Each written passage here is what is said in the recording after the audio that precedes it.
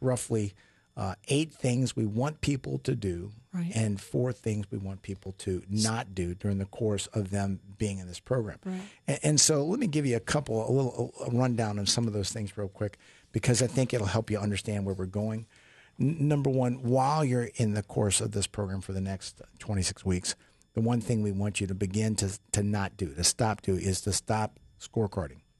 And if you will, we call that eliminate scorecarding. And what is scorecarding? Scorecarding is the list of things that I bring out to hold against those people around me that they've failed me or betrayed me by.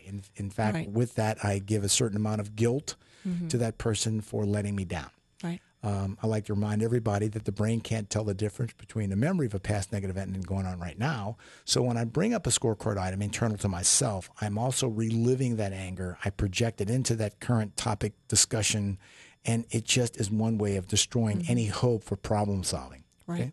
So that scorecard is the list of things that have happened between you and I in the past that I hold against you and have anger about. That's correct. Second thing we ask you to do is stop caretaking and start caregiving. Another word for caretaking is called codependence. Yes. We probably about 30% of our clients are involved in relationships that are so dysfunctional. The person married who they thought they would be, not who they are. They look at the person for their potential, for their growth, the possibilities of how you might turn into such a better person. And yet in itself, that is filled with a lot of obstacles, because now I didn't marry for who you are, or I'm not living with you for who you are. I'm living for you with Right. who I can make you be.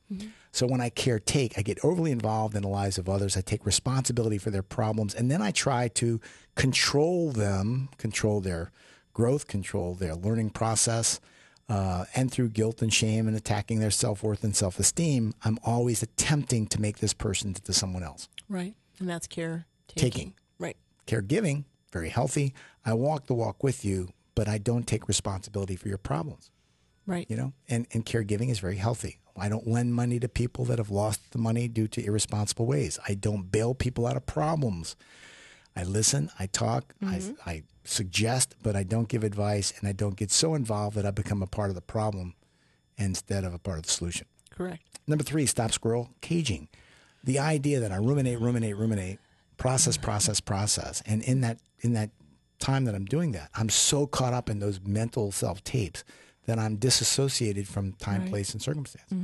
We see in our clinical practice, men come in the front door, especially the first couple of weeks, and they have spent 20 minutes driving, but while they were driving, they were thinking about how unfair this is, and this is all wrong, and I shouldn't be here. And there they are spinning, and they walk in the door, and they truly, they are so disconnected from where they were and what they were doing, they don't even remember the 20-minute drive here. Right. Because they were spinning, squirrel caging. Okay? Number 4, distortions will destroy. When we talk about cognitive distortions, these are the things the tapes that we play to ourselves, all or nothingism, when nobody could do any better than that. Everybody's like that. The idea that we have these notions that we can distort reality, and as we reflect this idea of what a distorted reality is, we begin to believe it, and we begin to believe it in such ways that we destroy our own serenity, our own peace of mind. Right. So there's a lot of distortions out there, but all or nothing thinking, disqualifying the positive, overgeneralizing, catastrophizing, jumping to conclusions, Right. Labeling, emotional reasoning, personalizing, but stop distorting. Stay in the present moment. Stay focused to yourself and to the facts of what's going on. Okay. Yes. Number 5, maintain solutions focus. Right. Which means I have to stop focusing on the problem and start focusing on how does this get solved? How do I solve the problem? There's only 3 types of problems: those you can solve, those you can't solve, and those you can mediate or modify, but they'll never go away. And too often we have people that are giving great deals of energy into problems they can't solve. Right. You can't fix somebody against their will. You can't heal someone against their will. You can't solve a problem that's not yours. So if you're talking about your in-laws, or you're talking about, past experiences, whether it be in work or other relationships, they're done. They're over. But when you maintain solutions focus, we're talking about how do I invest in the solution of what's going on right now for those 2 types of problems, those I can affect and those that I can solve. Number 6, listen twice, talk once. Listen twice? Listen twice, talk once. Listen twice. That's right. We're going to listen for the facts, and we're going to listen for the feelings the person's having that's talking about. It's giving us what they're talking about. We started off by me explaining to you that I do the men's groups, and my extrovert men just can't shut up, and they talk twice and listen never. And so the idea when I begin to shut my talkers down and get them to start listening, or at least ask enough questions to understand what's going on, you'd be surprised. Probably 50% of the arguments that they would have had don't occur. Right. By virtue that they finally stop talking and spend some time collecting hearing information and listening what the other person has to say. Number 8, random acts of kindness. This is one of the things I want you to start doing, and that is the idea that I knowingly and willingly give to you vicariously through fortune, through just a desire to please, that I do things for you randomly. Birthdays and Christmas and New Year's are not random acts of kindness. No, they're not. They're predictable, they're scheduled, and they're going to occur. Right. But when I do something for you, that's just truly out of the blue, not expected. That gift, no matter how small it is so appreciated that I feel validated.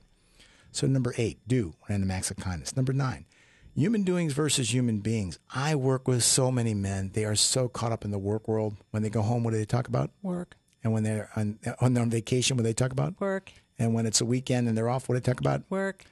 They're human doings. They go, and they never stop, and they never pause. And as they go, working on their to-do lists and the things they've got left over from the to-do list yesterday, they just burn up so much of their mental energy.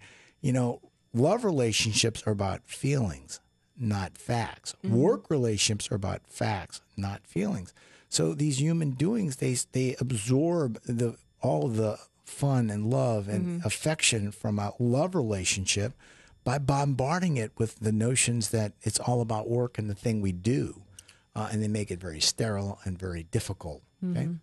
Number 10, create a balanced emotional portfolio. What I'm talking about is the idea that your brain is an electrical device, and it's got positive and it's got negative. White book memories, the sheer joy and delight of all those things that are wonderful that have happened to us, and black book memories, all those things that are awful.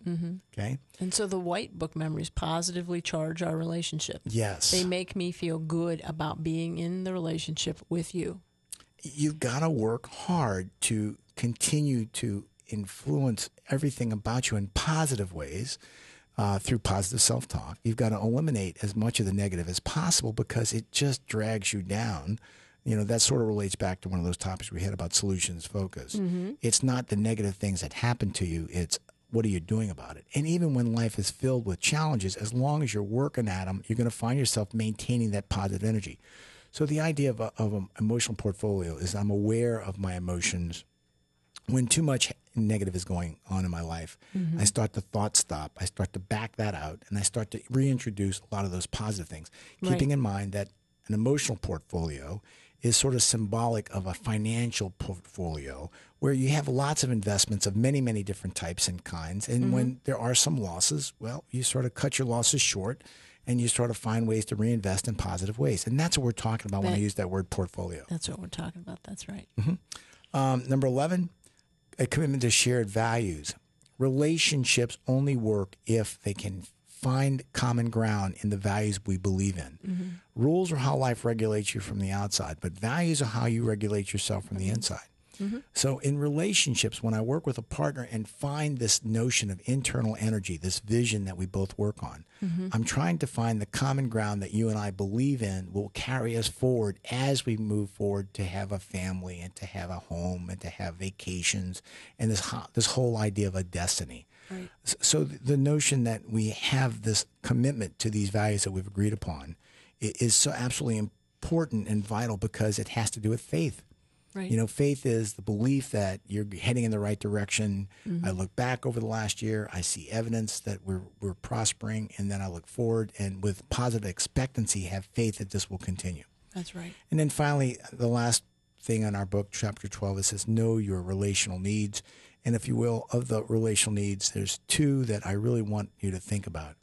One is, if you will, your needs that your partner satisfies, your needs that your partner, and that's a wonderful thing, because to that you owe them some positive energy. Okay? Right. Which is that positive portfolio. And when we have men that are angry, they're angry because of the two needs, and this is, where I'm going to focus on this, and that is your needs that I satisfy that you don't appreciate. Mm-hmm. Things I do for you that you don't recognize or give me credit for is one source of anger and discord in a relationship. Yep. And that does cause problems because, it's internal energy that's negative, okay?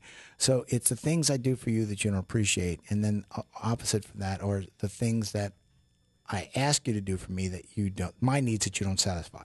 Right. Okay, those are the two sources of a person's negative energy. Be aware of them. Embrace them, because understand, we can also say that your partner feels the same way about you. Right. Your partner might say to you, again, I do men's groups, so your wife, your girlfriend might say, look at the things I do for you that you don't appreciate. Uh-huh. And look at the things that I've asked you to do for me that you won't do for me. And those are the two sources of that person's negative energy. Right. Please remember, I love to throw this in there, but long before the legal divorce occurred, the emotional divorce happened. Now, let me rephrase that. Long before your partner left you, she decided to leave you. Mm-hmm. See? And that's where this hits hard, because when we look at these relational issues, these ideas of the 12 things I'm asking you to do, or to abide by while you're in our program,